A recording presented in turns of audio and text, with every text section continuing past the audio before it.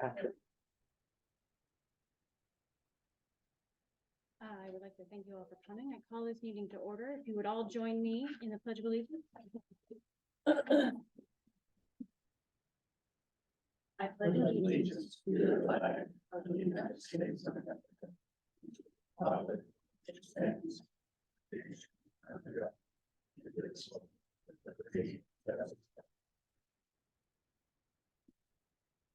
Thank you. He's asking. So thank you all for coming. This is a public hearing, so I ask that everybody silence their cell phones and also to wait to be recognized so that we can have order and decorum here. Everybody has something to say. We want to hear from everybody. So with all that being said, again, thank you for coming. We are here today because the state of New Hampshire has given us a little extra funding this year that we have the opportunity to do something with. We as a board recognize the value in giving the taxpayers in this 5 community district a choice. And so while we very much could have just said, send it right back to against the tax rate, we opted at this point to put together a project that we've been talking about for quite a while, put it out to the voters of this district at a special meeting that will be held on October 5th, unless something changes tonight. And this project is to survey and engineer the parking lot here at the high school, along with the access road, which we've all just driven on. It will add paving and a little construction around the maintenance barn that you passed on your way in. So that's something we've talked about.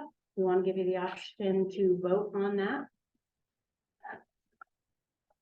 And if I have anything else to add to this particular statement, so we are open to questions.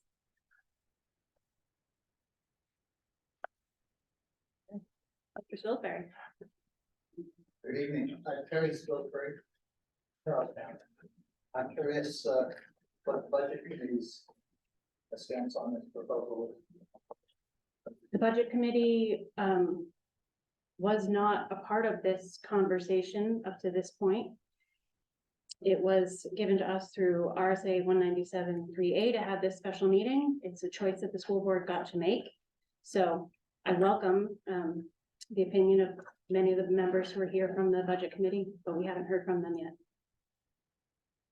I would have thought that the budget committee would be consulted before a proposal for supplemental appropriation. So what is the plan to involve them?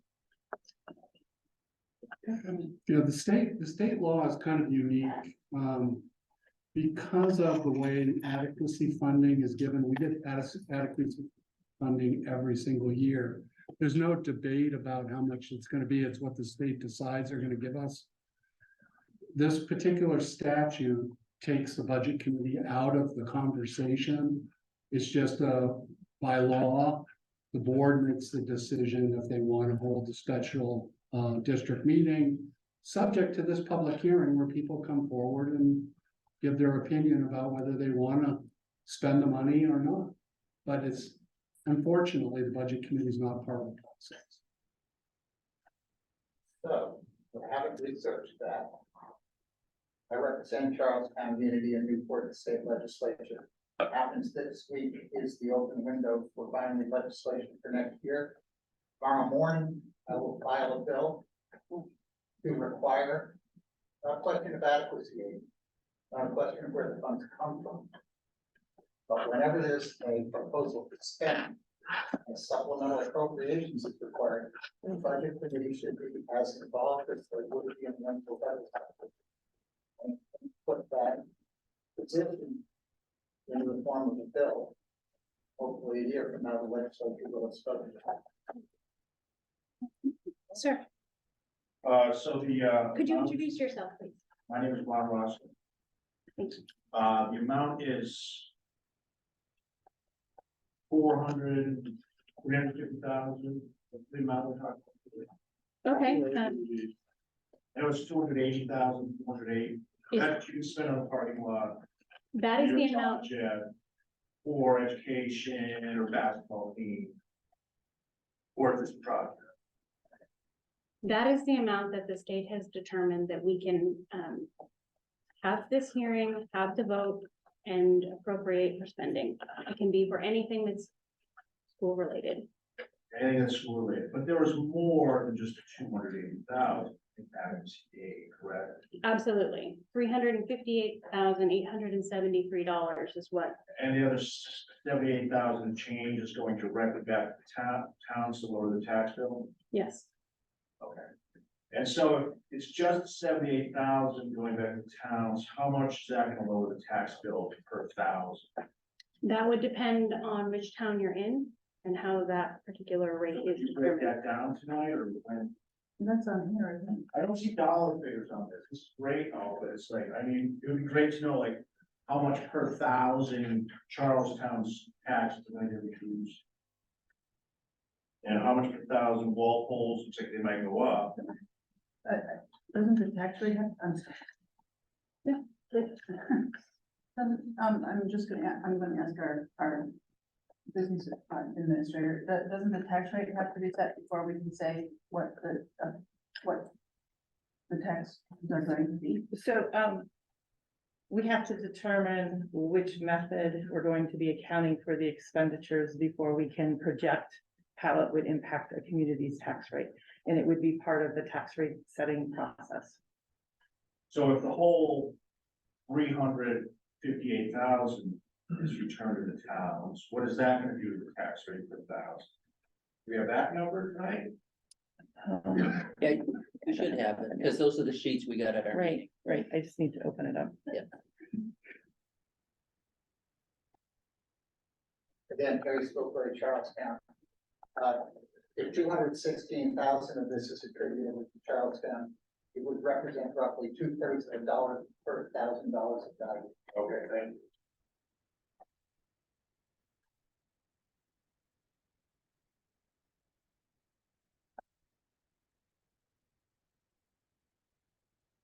Lori is looking for it at the moment, so we're going to answer the question.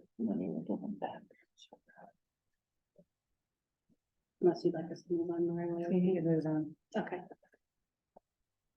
Hi, I'm Linda Stewart from Charlestown, and we're talking about $280,000 potentially going to the project of paving, but what's the total amount? Do we know?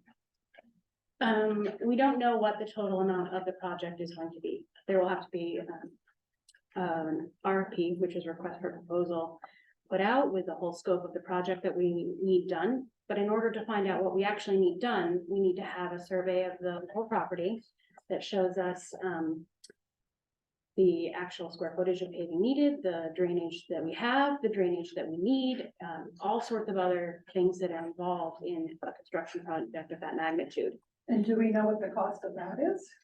It's pretty significant. It will likely be over $1 million by the time we do it. And that's why it takes all of these steps to do. It's not something we've proposed at the moment.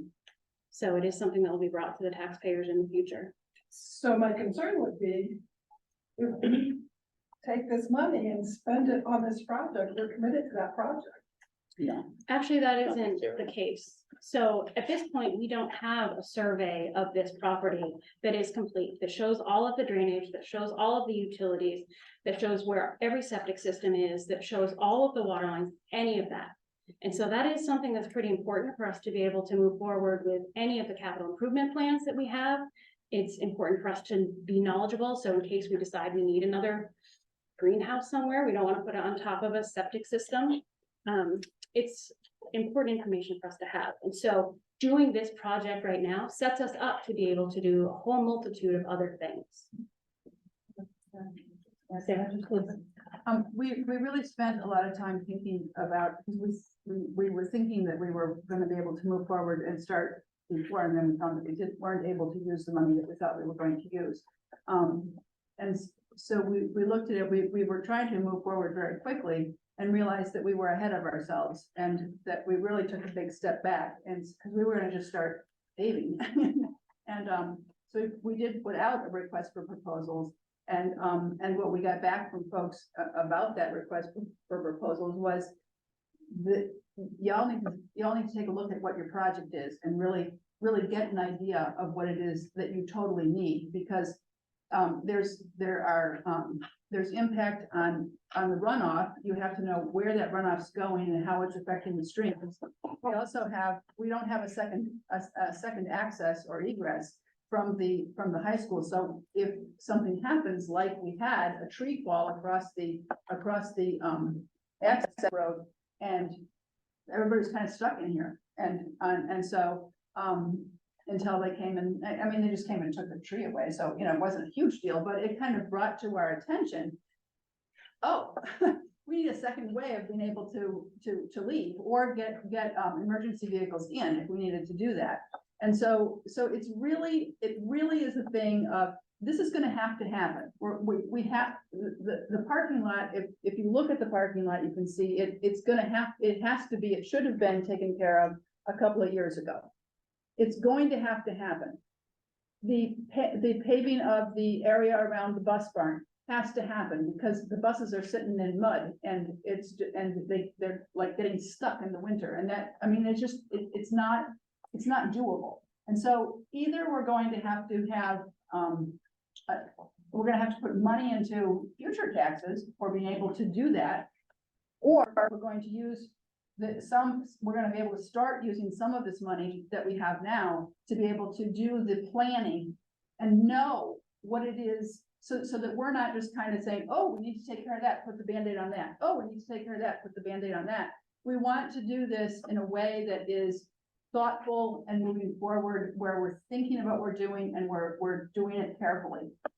But that costs money, because we need engineers to be able to do that. And I think that there's at least one or two engineers here that were a part of that, so. I mean, I don't have a problem with that. Yes, no, I'm not, I don't mean to I feel sound like like it's not thought out right now. You know, that we don't really know the true cost of this. And that we're just have a windfall that fell in our laps, and it's like, okay. I assure you that it's been a long conversation, and this is the first step to be able to actually plan it very well. Jane? Yeah, we've actually been talking about paving the parking lot since probably 12 or 13 years ago. We had gone out and we're gonna try to do it at one of the meetings, and the money was redirected.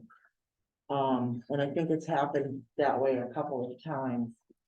And so what's happened is, the longer that we wait, the deterioration is getting worse. And so it's driving the costs. And you know, it's like anything, if you wait until it's completely gone, then you have to rebuild from, you know, square one, instead of maybe square four, where the base is still good. And I understand that it's a lot of money to perhaps put into a survey or engineering or study. But the information and the data doesn't go bad. It doesn't have a shelf life, right? So that once we have all of the data and the information, then we can bring it back out to the public and say, okay, this is what the correct plan should hopefully look like. And then we can get costs in line with what that correct plan would look like, so that we could bring it as a warrant article to the public. We've also been putting money aside in the capital reserve funds to hopefully be able to offset any large costs that it would be. I don't remember how much is in the capital reserve for the high school, but we've done that many times over the last 20 years and put money aside in order to supplement any projects that we had to do. When we did renovations here at the high school, we were able to draw on 1.5 million that was sitting in those reserve funds. So we're trying to do it methodically, one piece at a time, and it made sense to us when we weren't able to just go and pay, to step back and try to get the right data in place so that we can make informed decisions. Mr. Wood? Jeremy Wood, Charlestown. So why wouldn't you start by using the capital reserve fund, so you could create the plan that you guys are talking about, and then bring it in a warrant article to further proceed? that is the. Sorry, try not to jump in. That is one way to do it, right? I mean, you have different options in different funding streams that you can do projects with. This happened to be one of the funding streams that came available. And I don't want to complicate matters tonight, but we also found out that when this funding stream came available in the way of more adequacy aid, the other thing that we found out was that we're sitting on a large surplus coming off of last year's 22-23 budget. And that goes in a 1-year lag back against the tax rate. So that it made sense to us anyway, and that's why you all have a choice and a decision to make, right? If it doesn't make sense to you, then absolutely you vote no. But if it makes sense to you, then you can vote yes. But the surplus, method. the surplus that we had was like 1.5 million. It was pretty large. Yeah, so that tells me the budget needs to be cut. Well, we've That's done what that. tells me. But from my math, which I'm not a mathematician, I don't have a degree in it, but Charlestown's paying about 63%. Instead of the 46 at the moment. Shouldn't be.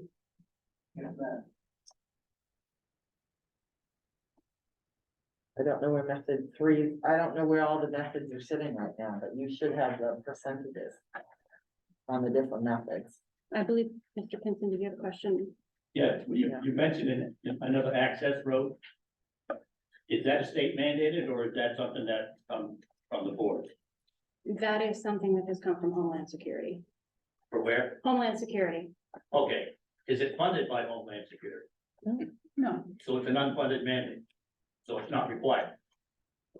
For this, well, I could tell you how I Okay. feel about it, All right.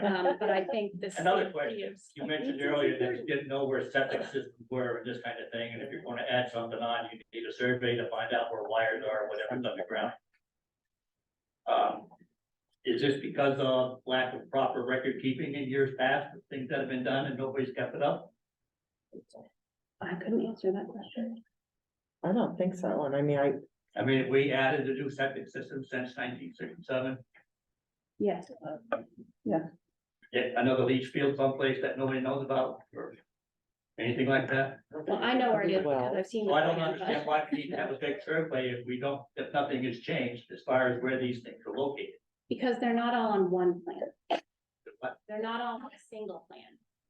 There are plans for, an addition that was done. There are plans for the early learning center. There are plans for individual parts. We do not have a whole complete plan on one set. I guess there had to be something when they built the place, correct? So where everything was. Whether your site plan changes, I think that's what you're saying, is your site plan changes. Yes. If you just add on to that, that's what you're trying to get. I'm just wondering, if nothing has changed underground in, how long have we been here? 50 years? 56. Yeah, 50 years. 50. I just find it hard to believe that we can't go back to world record and say you can't put a building there because there's a leach field there. Okay, or did somebody put in underground wire out to the baseball field someplace that we don't know about? Is that what it's all about? That wasn't recorded. Of course, that stuff went on all the time, but I would think that for a high school that this was done legally and up to code, so it should be documented someplace. I would absolutely. As far as expect so. runoff, okay, I don't know why it's a big concern about runoff. This has been running off for 50 years, okay?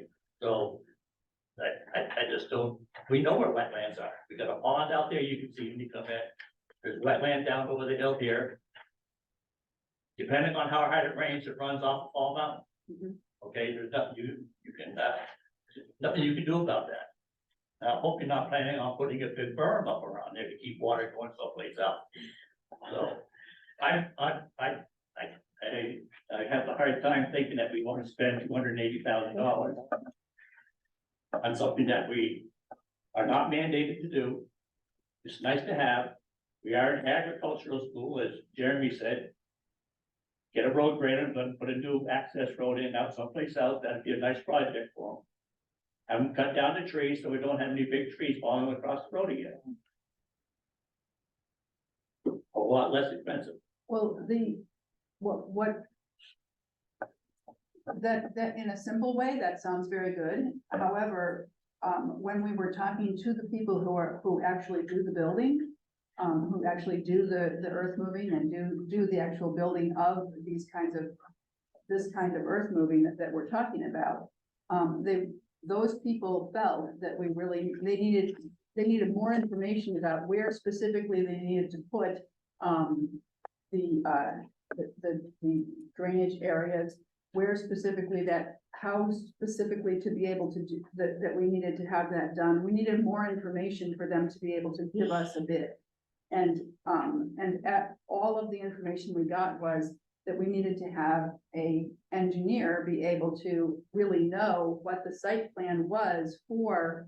And to say that an access road is something that we don't really need, your children are here. And if there's something that happens here, and One time, 50 years. if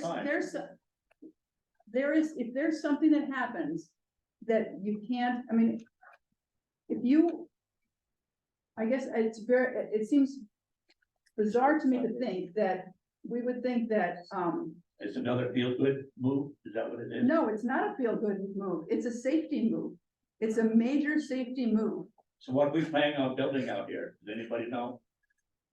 We're looking at doing a new parking lot, A new- repaving. No, new buildings. What new buildings you planning on putting out here to require a site plan?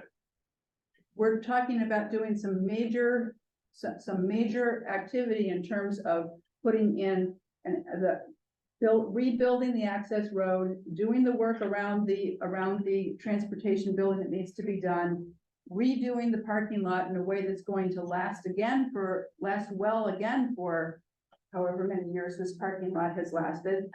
And then we're not looking at a big major road for an access road. But we're going to be crossing, we're gonna come off of our land and have to cross state land and to get out to Jewett Road, right, thank you. And so to do that, we need to be able to, and there's wetland that we have to cross. So when you do that, anytime you do that, that has to be done correctly because the EPA won't let you do it otherwise. But to answer your question, there are no buildings planned. No buildings are being planned?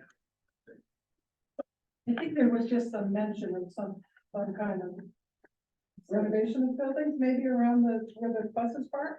Was there some mention of that? Well, No, the parking lot, the parking area around that maintenance building needs to be done. That's what was being meant. Because And that piece has to have engineering done, because that area where the buses are maintained has never been paved before. If we pave that area, then an engineering design has to go to the state saying, this is where we're gonna put the drainage in. This is how much water we expect will flow through that, and where does that water go? We can't just flood it into the wetlands that are already wet, I mean, you have to have a plan of what are you gonna do with the excess water? Because right now it just sinks into the ground, as Sarah pointed out, in mud season, you can barely get a bus through there. But if we pave it, we're gonna have to tell the state, where's the water going? They're gonna wanna know that, and in order to do that, you have to have engineering done. Where's it Plus- going now? Right now, it goes straight into the ground. It's going straight down, it's gotta run off somewhere. But it's gotta run off somewhere. You're absolutely right, but do we have to put in like drainage holes and extra places that fill? I don't know. You can just pitch it the way the water is running now. But that's the whole key. The state's gonna wanna ask these questions. And if we don't have the engineering reports done, we're not gonna get a permit for them, so we won't be able to do that. You have to get a permit from the state in order to pave the amount of area we're gonna do. We also have to make sure, like, for example, that all the culverts that are under the access roads now, have any of them failed? If they have failed, you have to put in a bigger culvert. I mean, that's the law nowadays. Just pave any road in your town. They demand it. Put in a, yeah, well, if you don't have any roads, you're an aqua. That's You're what not- I watched. What's the way? So it's very clear that we have, a lot of these things figured out. Mr. Spilsbury? Built on Walpole, just a question, not a comment. But is this gonna be done in phases, or are we just looking for one big bag of money to work on over a period of time?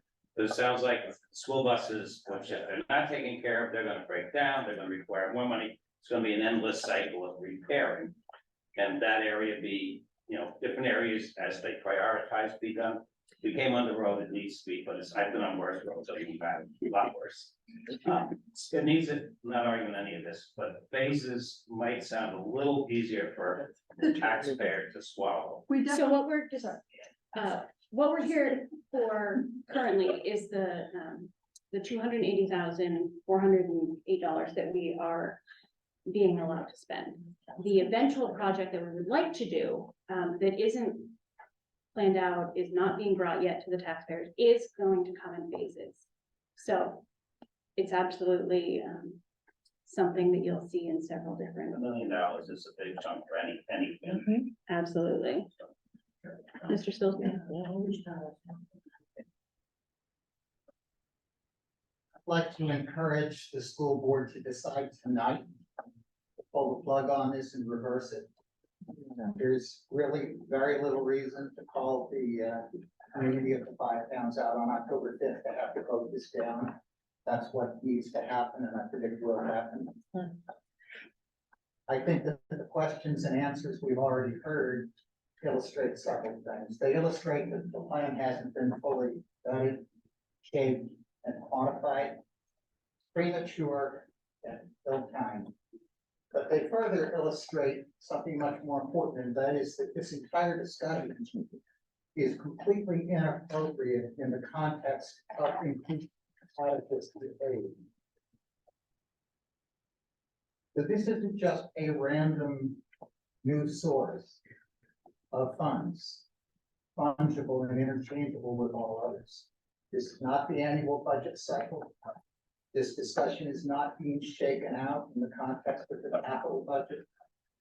This isn't getting the kind of vetting and discussion and public exposure that would happen in the context of the January annual budget hearing and the deliberative session in February. That's where it needs to be presented after it's been vetted. Let's talk about adequacy aid. Adequacy aid is based on the cost of providing an adequate education, and paving parking lots has nothing to do with that. Adequacy aid is intensely debated in the legislature every term. It's controversial. It's the subject of litigation in multiple courts at this moment. Adequacy aid is the result of all of this intense debate, a commitment on the part of the state to help fund the overall burden of the education costs. And since most of that burden is carried on the real property tax, the decision that the state is asked to make when they decide whether to increase adequacy aid is whether to alleviate some of the burden on the real property tax. That's what it's all about. There is no issue that comes to my attention from constituents more frequently than the burden of the real estate tax and the need to deal with the state's involvement in participating in education funding. So this was a huge debate in the legislature this term. And I'm proud to tell you that as a result of a lot of work that I certainly was extremely involved in, the House of Representatives passed a bill that would have reinstated fiscal capacity disparity, would have raised per student adequacy aid, would increase the allowance for free and reduced lunch, as well as special education. It would have resulted for the town of Charlestown alone in more than $2 million increase in the current biennium. And when that went to the Senate, they changed it. They listened to very different voices coming from all across the state. They recalibrated the entire equation to a per capita, which resulted in Charlestown's share dropping down into the 200s. That was a major loss when the budget that passed followed the Senate version. So this isn't just manna from heaven. It's the short end of an extremely difficult negotiation, the purpose of which was to return more funds from the state to alleviate the local real estate burden. Regardless of what the statutes say and the apparent latitude that you have, I think it is incredibly bad judgment to propose at this time to do anything with this money other than to return it to the taxpayers. And I hope that you have the wisdom tonight to decide that now and stop this.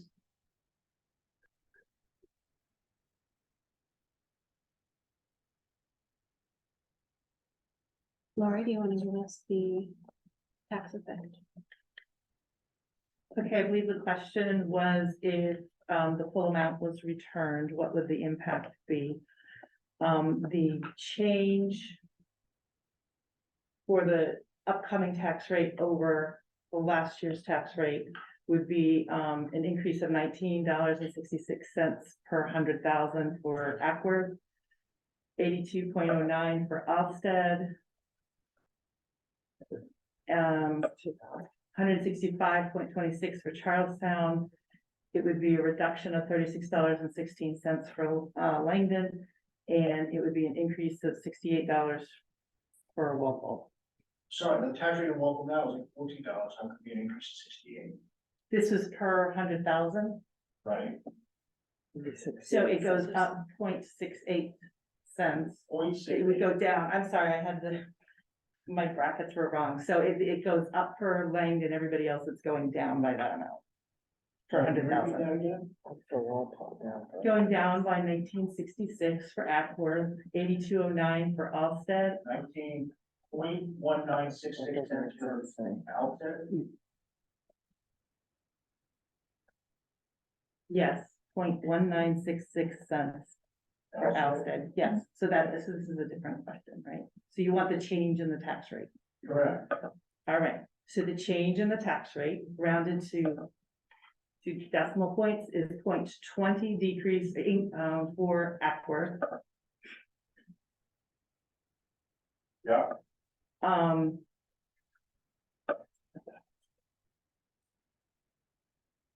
sorry, I'm sounding like incompetent here and I don't mean to. The schedule that I'm looking at is comparing to 23 tax rates to the 24 tax rates. So the change between 24 and 23, if we give back the full adequacy aid, the increase from one year to the next will only be 20 cents instead of the 35 that's based on the budget as it currently stands. For Alsted, it would be an increase of 82 cents instead of the $1.11 as the budget currently stands. For Charlestown, the increase would be $1.65 instead of the $2.28. For Langdon, the tax rate would reduce by 36 cents instead of the 16 cents. For Walpole, it would increase by 68 cents instead of 75 cents. Well, 7 cents. What was Walpole again? 7 cents increase. The schedule that I have is 75 cents.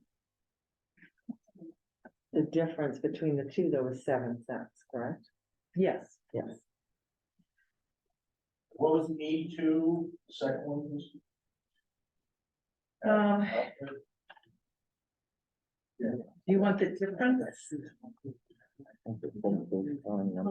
Yeah. 29 cents. No, that's what I'm looking at, but it's not, it doesn't translate to the questions that are being asked, so I'm adding numbers. So the difference for Alsted is 29 cents. Yeah. the difference for Charlestown is 63 cents, the difference for Langdon is 20 cents, and the difference for Walpole is 7 cents. It would be a decrease of those amounts for those towns. Yes, if we return to full adequacy aid. Does that answer your question, Mr. Roscoe? Taxes are gonna go up, it's not much, right? That is Yes. correct. And the difference for active. Jessie Duso with Langdon. So I don't know much about all these different funds that come in from different places, but so with the adequacy aid, so what you're saying is it's mentioned through education. So if that's the point of that aid, shouldn't it stay in the school and not be dispersed back out to the towns? Like how do these different options come up as options? You know what I mean? How do they come up as How options? is that, it's like, okay, well, we can keep this, use it for the school, or we can give it back to taxpayers, or we can do this, like, if it's meant for education, shouldn't it just stay in the school? And we decide later where they get allocated, but I guess I don't totally understand how it's an option to just get returned back to taxpayers.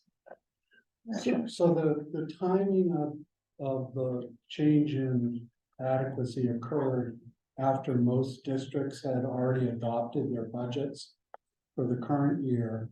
So the state has this statute, this law, RSA 197(3)(a), which allows districts, if there is a change in adequacy, to hold a special district meeting. So just because it falls outside of the normal budget span, it is an option to just pass that back on to the people and not use it. Had the legislature made the change earlier in the year before all the budgets around the state were adopted, then it would have come in as just regular adequacy, Already done that. then been part of the budget. Because of the timing, if you do not hold a special district meeting, because there's no appropriation to spend the money, they use it when they set the tax rates for the communities in October. That's just the mechanics of it all. Yeah, okay, thank you. I would love to see it just stay in the school, and even if it gets decided at a later time, what it's earmarked for. I think that's aid for education, that's where it should stay. That is why we opted to give the voters a choice. So, you know, a yes vote does one thing and a no vote will send it directly back. Everybody gets a choice when they come to the meeting. So is it also an option that the school board is not required to offer that? Like the school board could have just said, we have this money and this is what we're gonna do with it. Actually, the school board could have just simply said, we aren't going to have any sort of process and it will just go back towards the tax. Oh, Mr. Spilsbury. A very good question you asked, because it's easily misunderstood. The purpose of adequacy is not to add more funds to the system in order to increase spending. That is not its purpose. Purpose of adequacy aid is to represent a commitment on the part of the state to shoulder a portion of the burden of the expenses that have been agreed. Okay, so the fact that there is more adequacy aid means that there can be less drawn from local real property sources. And that's why this is an affirmative recommendation from the school board, from the budget committee. And absent an affirmative vote on October 5th, the default is this does go back to the town. Mr. Oscar. 1.5 million surplus is gonna go back to towns. That is a rough And number, I want to clarify. We Right. don't have an exact number yet. Approximately 1.5 million of the surplus. Go back to town. Might that lower the tax bill? Oh, yeah. It certainly will. It certainly will. So even though even if you give the adequacy aid back, the budget's increasing though, correct? Next year.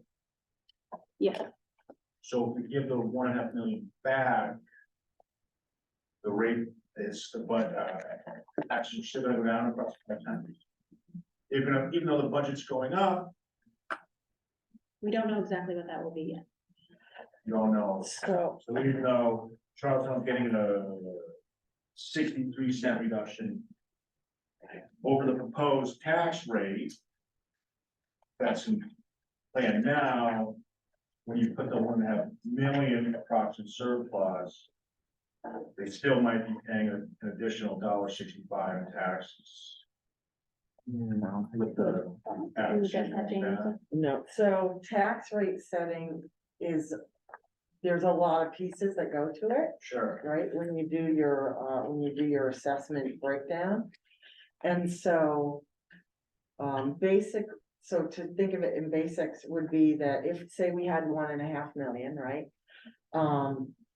And I believe we use, it's ADM when it goes back, correct? Yeah. What is the? ADM is average daily membership, where you take all of the bodies in every single school district or school town. And you put them all together and then you figure out what percent of the ADM is Charlestown, what percent's Walpole, what percent's Alston, based on their portion of the whole total. So the money goes back against assessment when you close your books and you file your surplus. So if, and I don't remember, how much did the budget go up, Gabe, total? Do you remember? Okay, so one way to look at it, but there's other factors, right? Because your grand list can change in your town. So if your grand list, I don't think they ever really go down, but sometimes they do on assessments or reassessments, they go down. The grand list can change what happens with the tax rate if the grand list goes up or down. So you have a few dynamics, but if you look at a budget increase, if the budget increase from last year is less than $1.5 million, and we give back $1.5 million, Right. it'll probably wash. Right. Okay, that's one way to look at it. That's a very rudimentary way to look at it. Sure. Because it still depends on where the ADM shook out. So what was the budget increase? I don't remember off the top of my Now head. you know the question. I don't know. I know you have all so. So that's part of the reason that the board decided to give this option to the folks to vote on. Because what you try not to do is have the tax rate do this and then come way back up the next year, right? You wanna try to keep tax rates smooth. So they don't nosedive and then climb up, which happened a couple of years ago, I believe. You know, they nosedive down, and then when you build the next budget, because you don't have that surplus coming off that cliff, it drives it up significantly in the next year out. So that's part of the reason why we discussed perhaps bringing this warrant to the people to see if they agreed with allocating it to the budget or not. And Mr. Pillsbury, you believe that it's not illegal to use this for anything but send it back to the town? You can talk to our lawyer. It's perfectly legal. Yeah. Might be ethical. But if an affirmative vote is not obtained, then that will cause for the money to default back. It takes an affirmative decision to. Affirmative decision by the voters, or by the vote? By the voters. By the voters. The voters on October 7th. Sure. Unless it's reversed my accountability.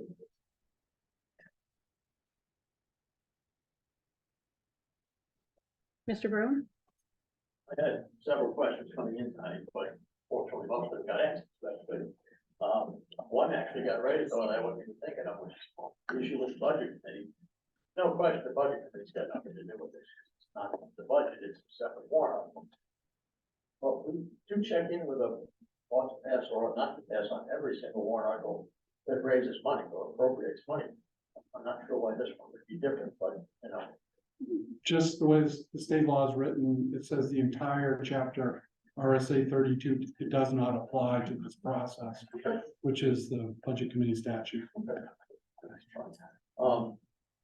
The second issue is the very tail end of your warrant says, the last few words, with no money to be raised from taxation. Well, that's true in the aggregate. it's not true across all 5 towns, because by your own document, it's gonna raise taxes all. Might wanna phrase that differently. Yeah, you could argue it's true in the aggregate, but it's not really a true accurate reflection of what it's going to do. So, everything will work in there. Thank you. And then the last piece is the enforcement issue, which actually isn't a huge swing no matter which way you go with it. But, you know, we have to administer it as it's written, not necessarily as we'd like it to be. And the conversation with Jamie tonight, I would even acknowledge that probably this bottom method, 2/3, 1/3, is probably most reflective of what it should be, but it's not actually reflective, in my opinion, of how it's written.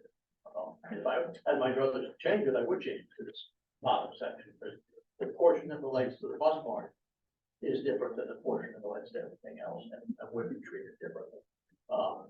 But this goes to the issue of what option code you can use. And seems to be the most appropriate option code is 330 professional services. It's where you would put architectural services, and architectural services and engineering services kind of go hand in hand. So 330 seems like the most appropriate code. If you use 450 construction services, still would be not the supporting form. The only way you're going to get to use method 3 is label it as 430. 430 is repairs and maintenance. You're not repairing or maintaining anything. You're doing a study, a professional study. You're not actually repairing or maintaining anything. So code 430, I believe it is. It's not a fit, in my opinion. And I'm just basing it on handbook 2, which I abused myself today. I listed as one of the people of knowledge for having written handbooks too. I think sometime in the 90s. So 30 years ago. my great years to tell. So I do think we have to administer things as they're written and not necessarily as we like them to be. So we restate them. And in this case, it's not huge money. The town most affected actually is Alsted, as you can see. If you use method 3, you're going to get them from $55,700. If you attribute it over to high school, it's only going to be $42,900. But anybody's agreed here would be Alsted. And I don't look at it. But, you know, so you might want to rethink that too. Again, not huge money, but, and also the issue of maybe not saying it's not gonna raise taxes when it's not true. It's going to fall. Oh, I got it. Thank you. Is there anybody else from Mr. Watson? Yeah, I'm Leroy Watson from Walpole. I'm also the school district moderator. I have a couple of procedural questions related to the meeting that we planning to hold on the 5th. Okay. First of all, at least at this point in time, we're talking about one warrant article. Am I correct? Yes. Okay, and it's covers the entire district, so all voters treated equally as far as the weight of their vote. Yes. As far as the determination.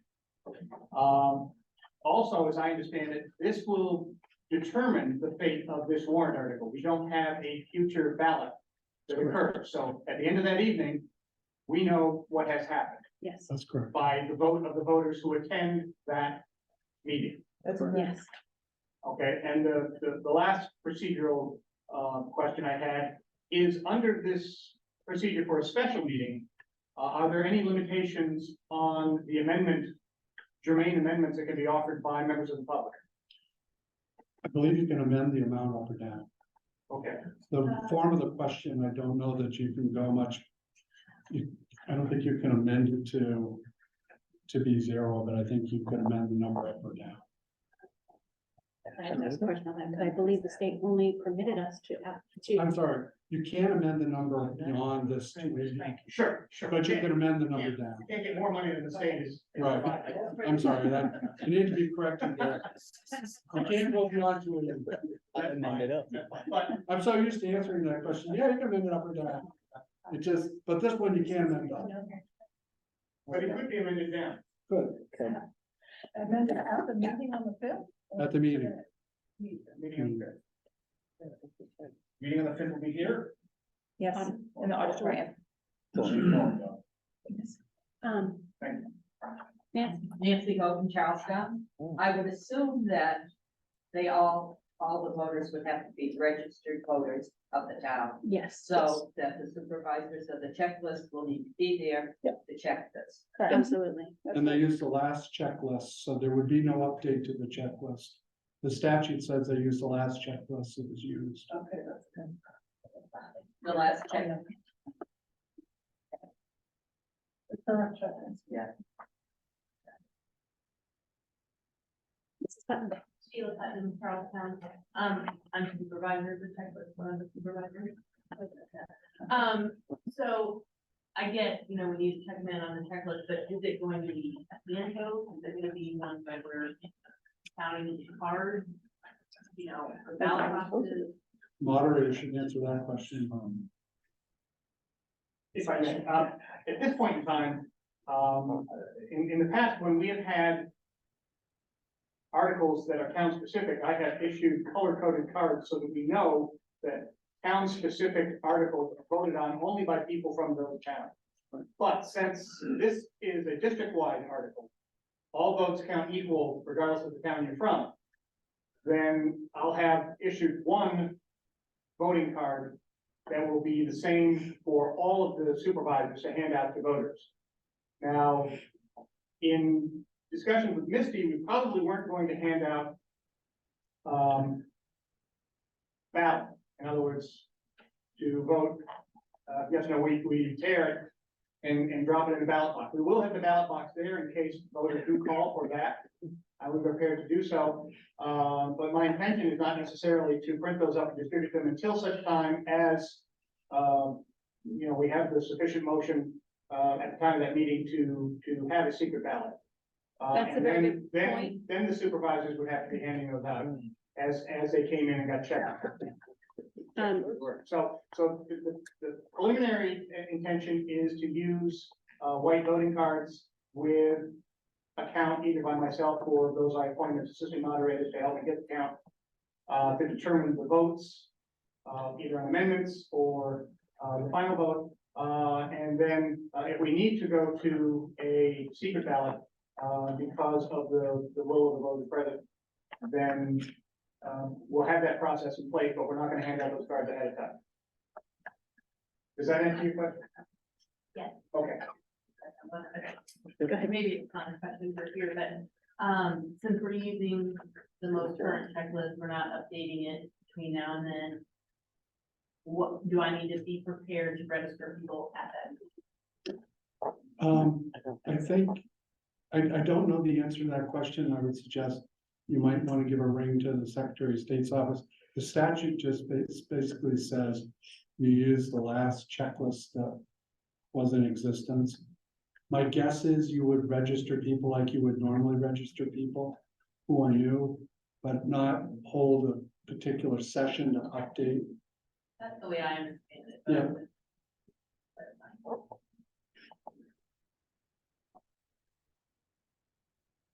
Are there any other comments from the public? You mentioned that, a Monday's board meeting, you were gonna try to notify the public as to exactly what a yes vote is, what a no vote means, what exactly we're voting for. Let's talk about the video, other meetings, just want to update out of that, or? We are working on a video for that purpose. There was also some documentation that went out on social media earlier this week, just to show people that a yes vote would affect them in this way, a no vote would affect them in certain other ways. But also to put the dates and times out on social media. The meetings have been posted as per the law. And yeah, we will also be sent out. Oh, you did better to this. Oh, great. So thanks. It will also has to be published. What's that? The warrant also has to be published in the newspaper. So all of those avenues will be followed. Are there any more comments from the board, Joe? I just had one thing, somebody, I don't remember who, asked what this whole project was going to cost. And if all of the ducks had lined up in a row and we were able to do it this summer, which was what we wanted to do, we actually had 3 bids for the job. One of them came in at $838,862. Another was for $729,962, and the third bid was $802,245.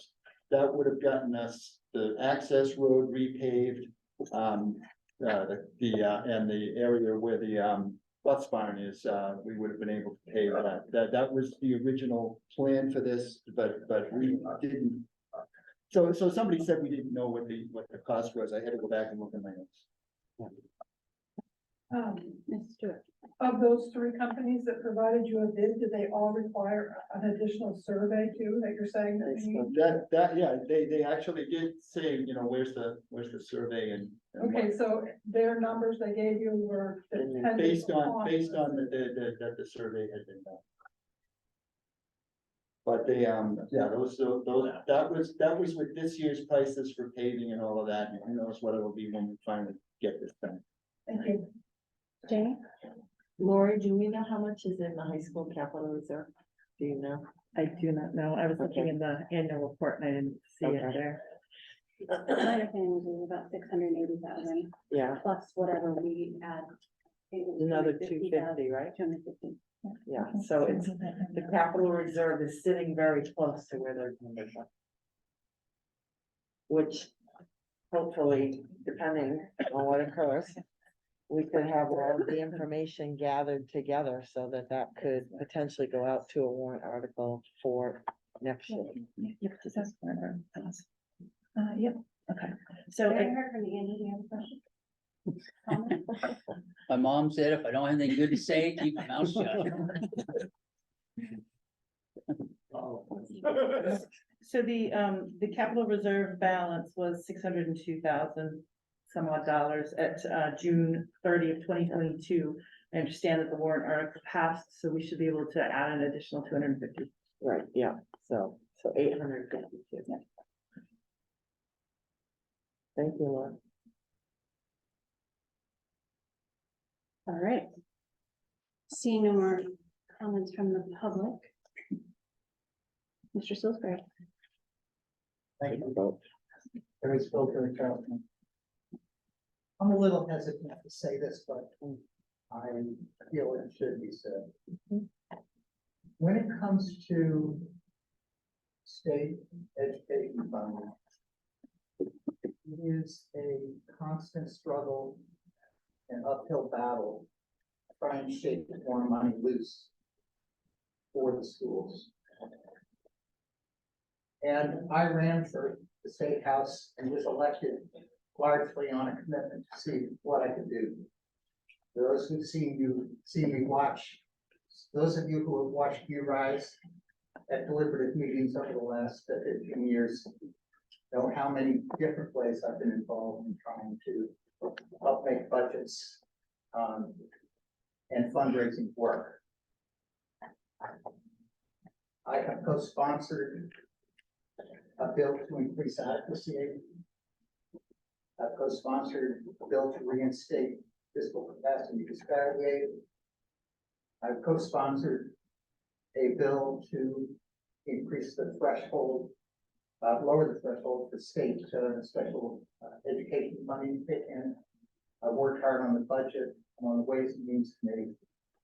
I am constantly struggling to figure out how we get more state money to the school system. And sometimes I think that our school boards are their own worst enemy. Because here's the skepticism and objection that I most frequently run into in discussing this with other state representatives. Why would we increase the amount of money we're sending back to the school districts for the purpose of reducing the burden of real estate taxes? They'll just spend it. I think you need to really think twice before you go forward with this. You're just making it harder. Thank you. All right, I'll say something. I agree with most of what you said tonight, but what everybody has to realize is that when money's spent on education, it's not just from the taxpayers, it's not just the children in the classroom with their materials. It's the facilities and it's everything that goes along with it that the taxpayers pay for. And so if the state had done their due diligence and sent us the adequacy aid in the time frame that we're accustomed to, it's in the budget, it goes back to help the most neediest people. This time we got extra money, and even though it's slated for adequacy aid, in light of a $1.5 or $6 million surplus that we are returning to the taxpayers this year, if we also return that, it's a huge drop in the tax rate, which means that next year you're gonna get a double whammy and it's gonna go up. And for some people, that doesn't matter, you know, but for some people that escrow their taxes and pay mortgages, when you get those big drops and big gains, it's very hard to budget your life and pay for your kids and pay for your everything. So in the school boards, maybe naivety, naiveness, whatever. We jumped the gun last year. We had a big surplus. We thought we could get a parking lot and an access road done without any impact to the taxpayer. Our timing was wrong. We couldn't do it. We didn't follow the rules. We didn't put out the correct RFPs because we're not engineers. And yes, you're right, there are septic plans and wiring plans, and somebody knows where it all is. But when we put out the RFP, we didn't, and the people that bid on the project didn't feel that they were bidding apples to apples. Didn't have a complete set of prints and engineering designs to bid correctly. One of the guys said that if he had that, he probably could have been a lot more competitive in his bid, but he didn't. So we listened to the professionals and we decided to take a step back, hire an engineering firm to get whatever we needed to put out the correct RFP. We were, not knowing this money was coming in, we were gonna put that to the taxpayers this, you know, whatever, December, February, January, at the next deliberative session. We were gonna ask for money for an engineering study. We had heard up to $250,000. Hopefully, it's not nowhere near that, but you don't know, you gotta plan for the worst. So when we got this adequacy aid money, the board had serious discussions about what we should do with it. Should we return it to the taxpayer like it's intended to do? Or instead of asking the taxpayer for the same money in February, should we see if they wanna spend it now? And so that's where we're at. I don't care if we spend it or don't spend it, give it back to the taxpayers or don't. Our whole deal is you tell us what you wanna do and we'll do it. So that's it. Just because adequacy aid, you know, there's just a lot more to, like Jesse, you were saying, there's a lot more to paying for the school district than books and teachers and this and that. We have to maintain a huge amount of buildings, roads, parking lots, everything. And it all costs the taxpayer. We're trying to help. Mr. Salisbury. With great respect for what you said, most of which makes enormous sense. I want to be brief. I think you missed the mark in 2 respects. First of all, you've made the case for folding this into the oncoming annual budget and presenting it to the voters in January and February. So bravo, please do that. And second of all, the legislature in the state didn't miss any marks or deadlines. We're on a biannual budget. Budget's adopted late June, effective July 1st. This is the result of that decision process. So this is a supplemental appropriation proposal that, in my opinion, is inappropriately being coupled to that state increase in adequacy. I think anyone can answer this. Anyone venture a guess at the meeting in early October, what the attendance might be? Everybody in this room? Last year's deliberative session was about 150. Does that help any? In March, 2,020 people voted. So the question here becomes, I understand it's lawful. Do you want this decision made by 150 people, or do you want this decision made by 2,020? And when you situate it this way, it's reasonable to expect you're probably gonna get 150 people, maybe even less. And on the outside chance, 2,000 people show up, you got a big problem, don't you? Because there's no place for them to sit, you know, there's no place for them to park. That process relies on this level of voter apathy to be functional. If it wasn't there, the whole thing would come down like a house of cards. You wouldn't even be able to conduct the meeting. You couldn't even occupy this place in terms of fire code. You'd have too many people.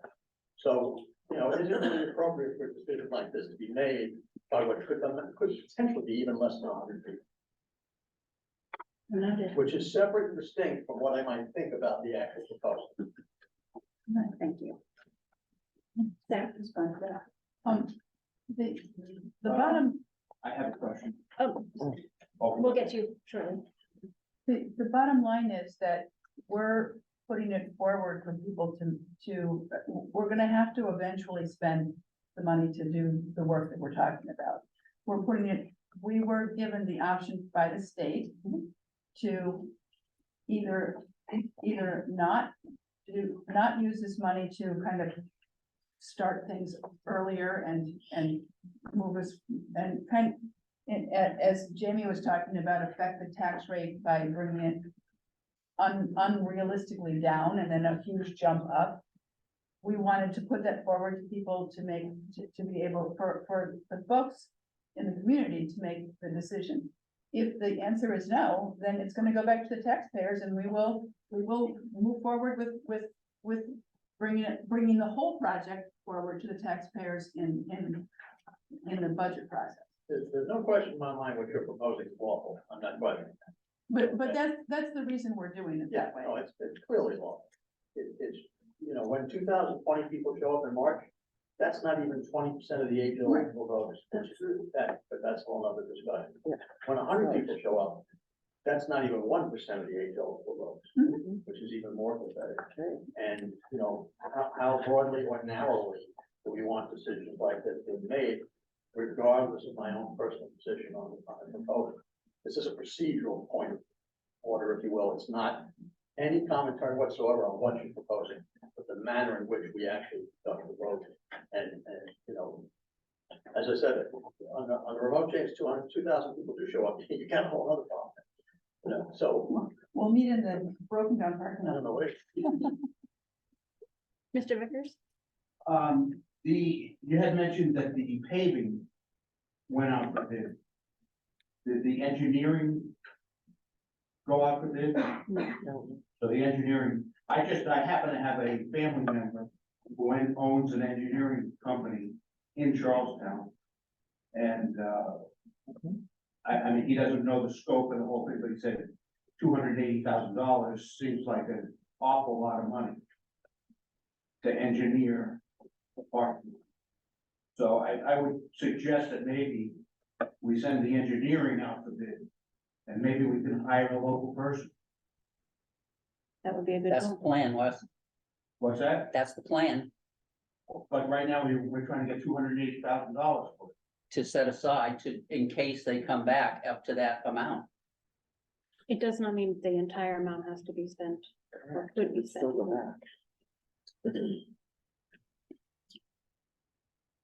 Also, it's still that.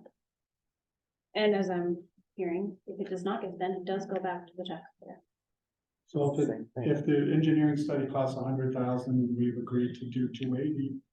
That 180 would drop back into surplus unless it was somehow spent for something else. Or encumbered for the actual job. Or encumbered for the Exactly. actual job, right, correct? Then you might not want to word it that this is for a survey, you might want to word it that this is for the paving project. Part of it. It's to survey the property. Nothing is being prepared or maintained. No, but it's the first step in our process. It's step A. It's step A of the project. Well, I think people have a hard time voting on something they don't know the actual cost on, you know, 280 for a survey.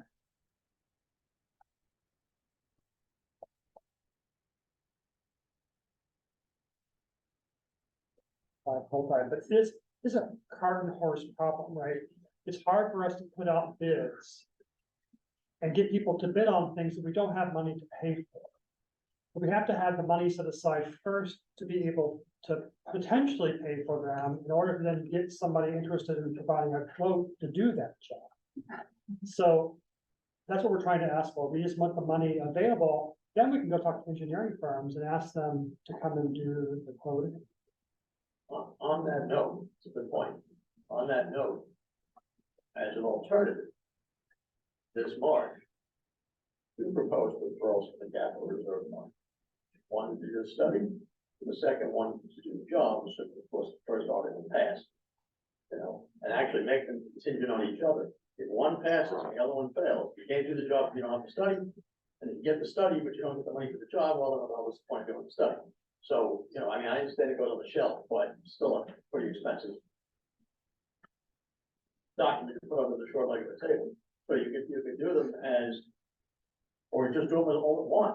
You know, all one article that says all of it, really, now that I think about it. And then, of course, the study would take place between March and June. And then you wouldn't actually have the money for the rest of it until summer, which is the most natural time that you do a project of this nature. Not gonna do it while school's in session. That would be a problem. So, just another approach. Doesn't deal with the issue of this adequacy money, though. I understand the right to get to this. So it's, you know, it's. I have a question for you regarding that. If you were to ask for it in March, that becomes the next year's budget, so you wouldn't even be able to spend it until July 1st anyway. Hey, I'm not 90 positive. days Yes. ahead. What's that? 90, you can spend money once it's been approved by vote. I think it's what, 90 days? Is it 90 Well, days? draw money. It depends on how the warrant article is structured, is whether it's a supplemental appropriation with the withdrawal from capital reserve, or whether it is just a straight drag out of capital reserve. Okay. But there are ways to do the timing. I don't know why you'd be hindered from spending your money once it's been approved, if you can spend that money. No, many districts, appoint, school board as agents to expend on capital reserves so that these things can be done more quickly. These aren't the cases here. Yeah. Which case we go back and we can do it by, we do it either way, supplemental appropriation, if the construction wanted to be done during the current year, or straight appropriation withdrawal from capital reserve, if it's gonna be done after July 1.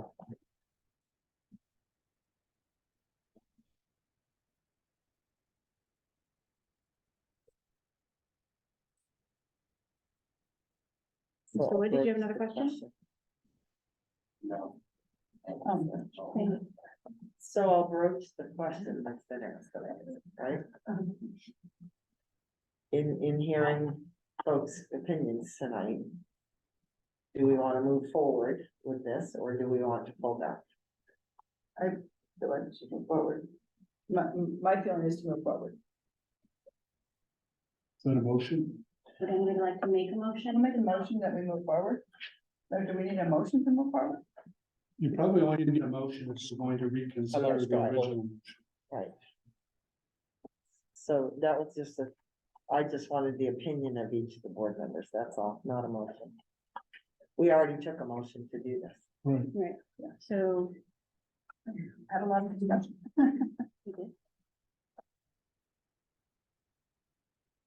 Is there anyone who would like to not move forward? Seems that the board is in favor of moving forward. This time I close this public hearing and thank you all very, very much for attending. We will see you on the 5th. We'll need to restate this. I don't know if it's- You know,